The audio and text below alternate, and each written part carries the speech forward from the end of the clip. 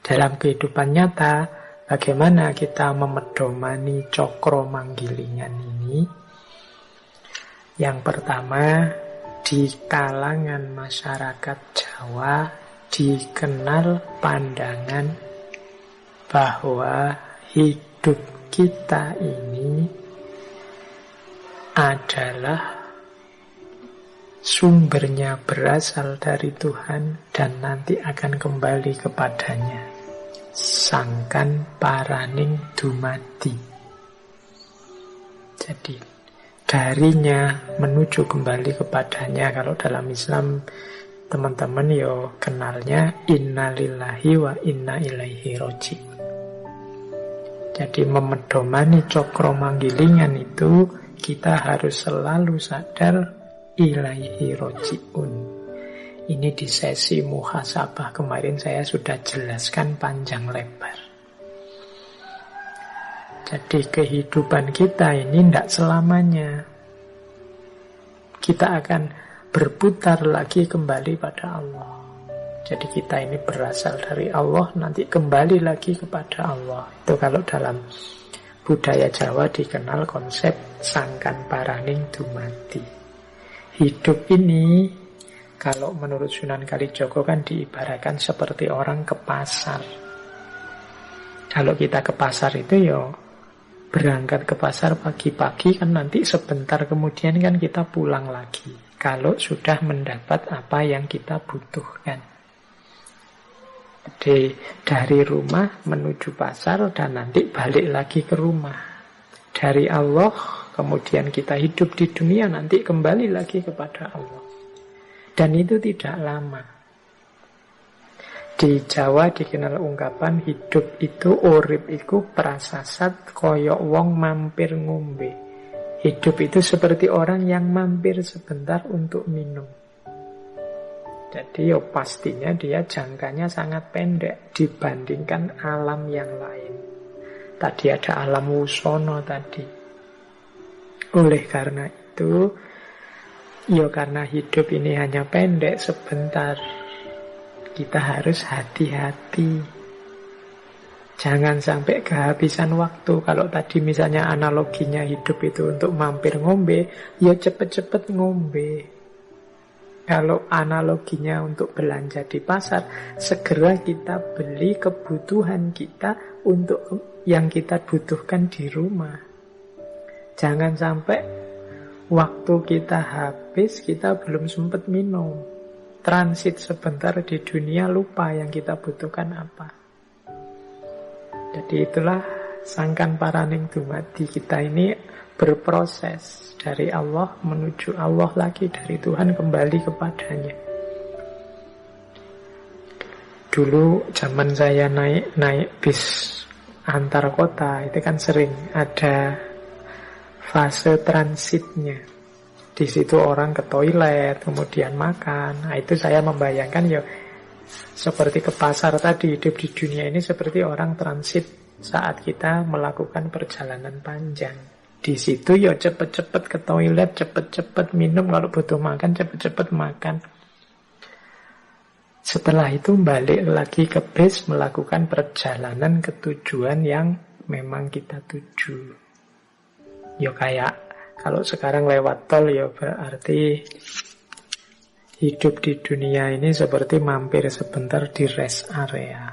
Segera kita penuhi kebutuhan kita dan berjalan kembali. Jangan sampai kita melalaikan kebutuhan kita, kemudian waktunya habis, keperluan perjalanan kita tidak terpenuhi. Apalagi terus lupa kalau kita harus melanjutkan perjalanan. Asik di rest area saja, tidak keluar-keluar dari situ. Nah, ingat-ingatlah hidup ini sangkan paraning dumadi. Jadi dari Allah kembali ke Allah. Putarannya pasti nanti ke situ. Berarti apa? Ayo siap-siap. Ayo memenuhi apa saja yang kita butuhkan untuk ketemu yang sejati.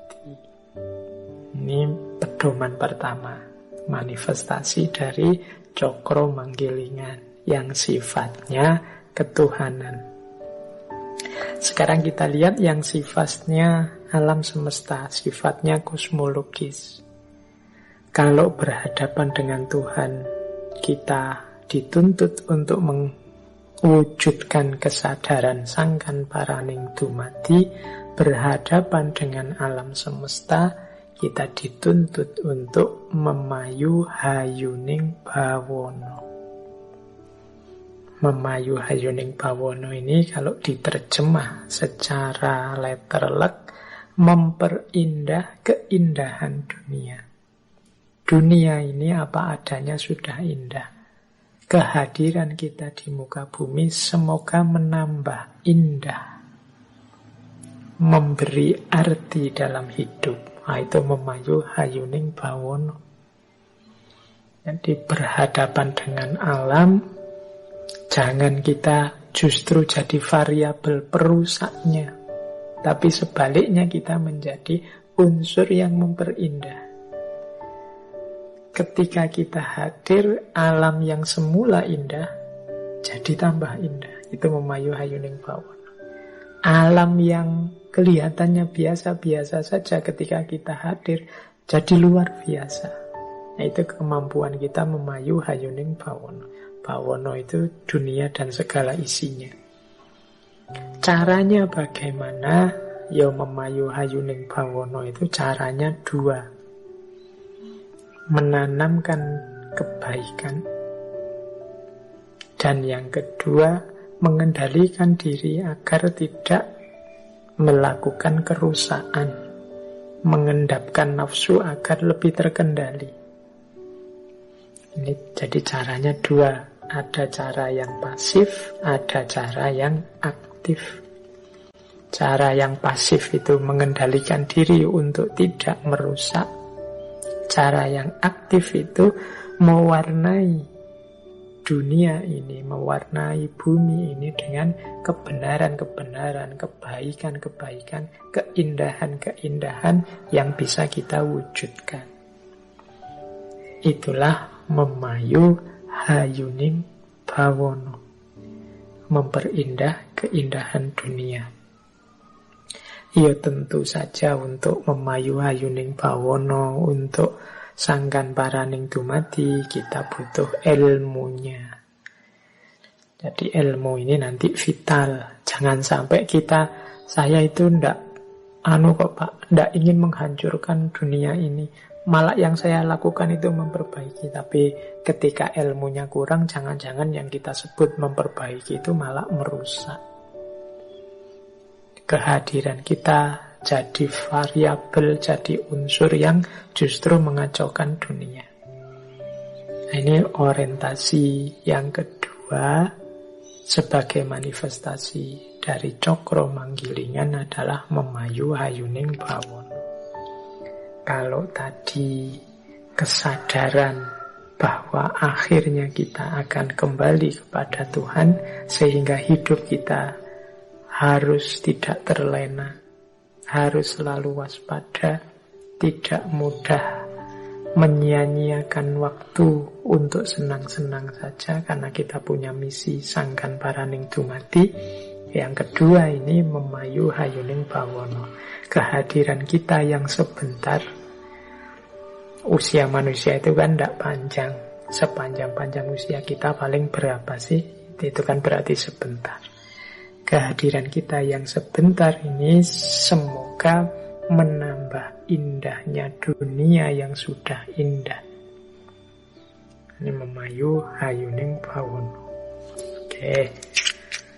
Baik, ya ini kalau mau kita tambah penjelasannya, ini bisa berhubungan dengan etika, bisa berhubungan dengan teologi, bisa berhubungan dengan ekologi tentang lingkungan, bisa juga berhubungan dengan antropologi, sosiologi, dan lain sebagainya. Bahkan mungkin juga politik.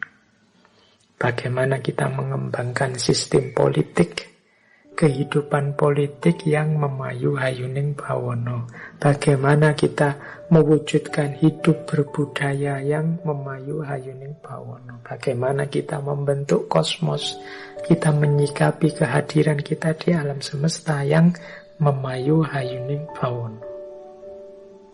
Inilah prinsip-prinsip dasar kehidupan Jawa yang antara lain bersumber dari falsafah Cokro-Manggilingan.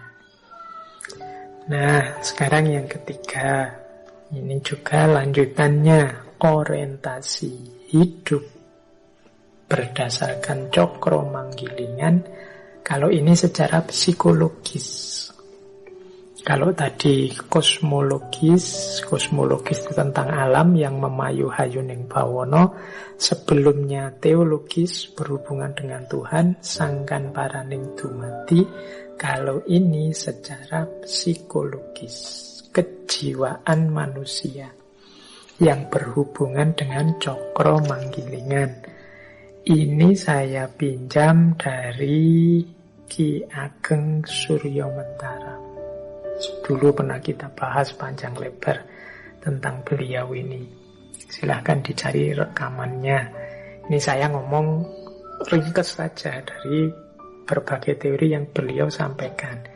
Jadi di antara pola Cokro-Manggilingan dalam hidup mikro psikologis kita, itu adalah kita harusnya sadar bahwa senang dan susah itu sementara.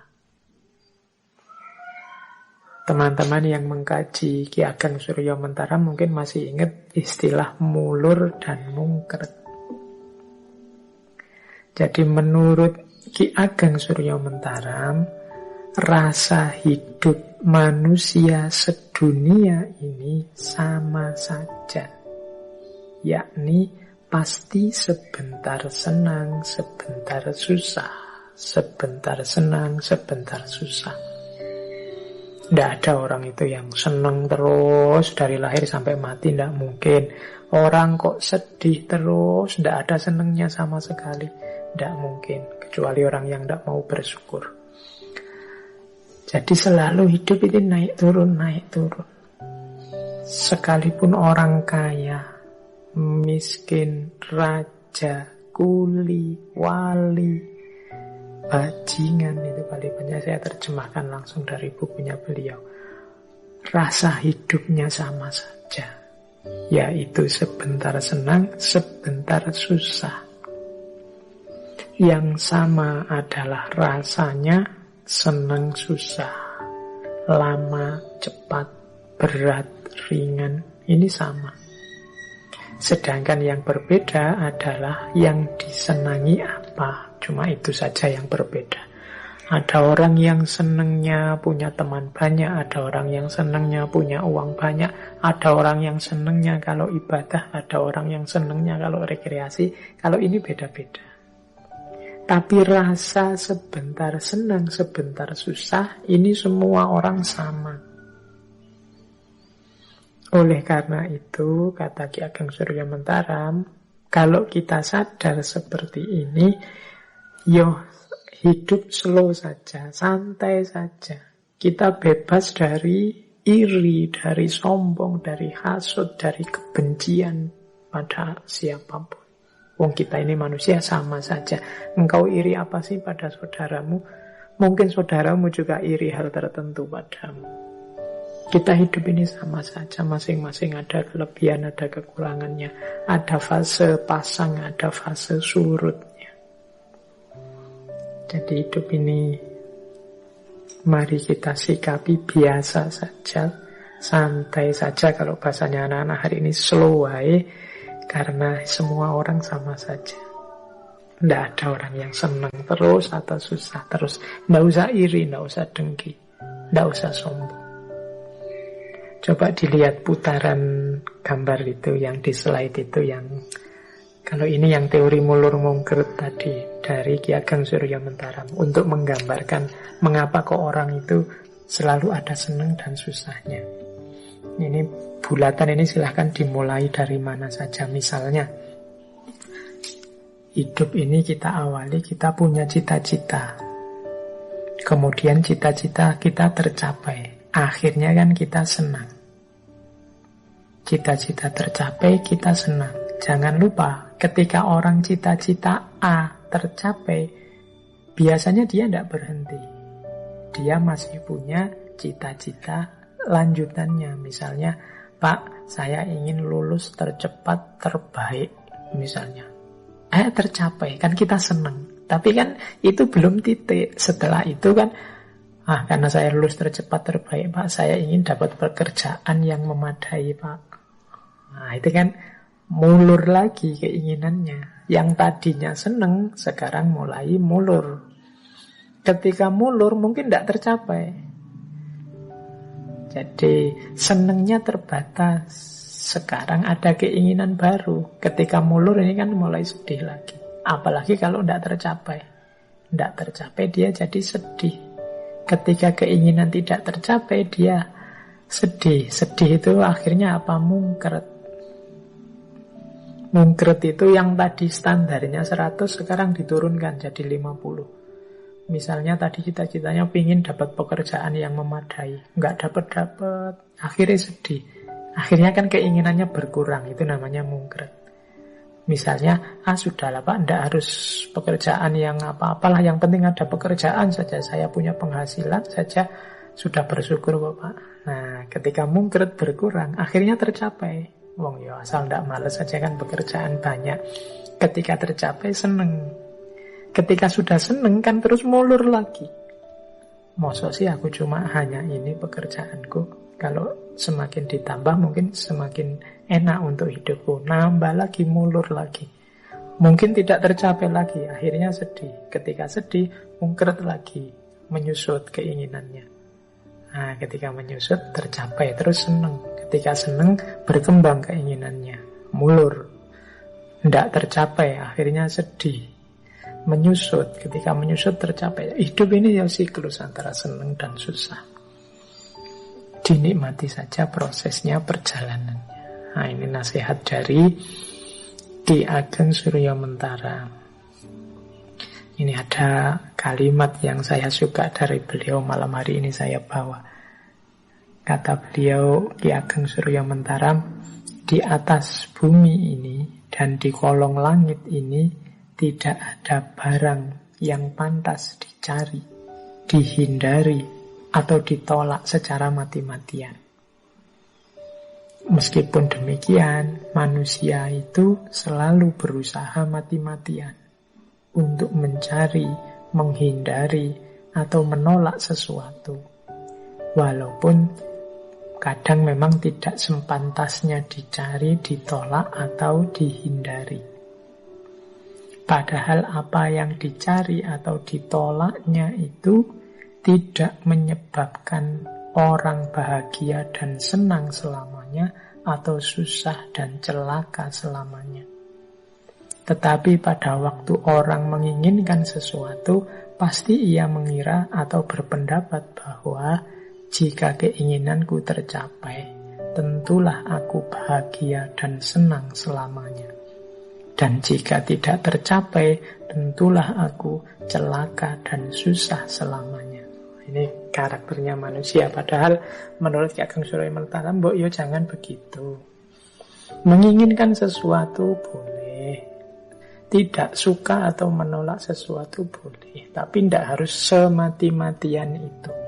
Seolah-olah kalau gagal memperoleh yang diinginkan atau menolak yang tidak disukai, terus hidupmu hancur. Atau kalau memperoleh yang kamu inginkan dan menyingkirkan yang kamu tidak sukai, terus hidupmu bahagia terus gitu. Tidak begitu. Hidup tetap akan siklus, kadang senang, kadang susah. Kadang-kadang kita kan begitu. Pokoknya Pak, kalau saya diterima jadi PNS ini misalnya ya, wah sudahlah selesai hidup saya Pak, sudah bahagia terjamin sampai anak-anak cucu nanti.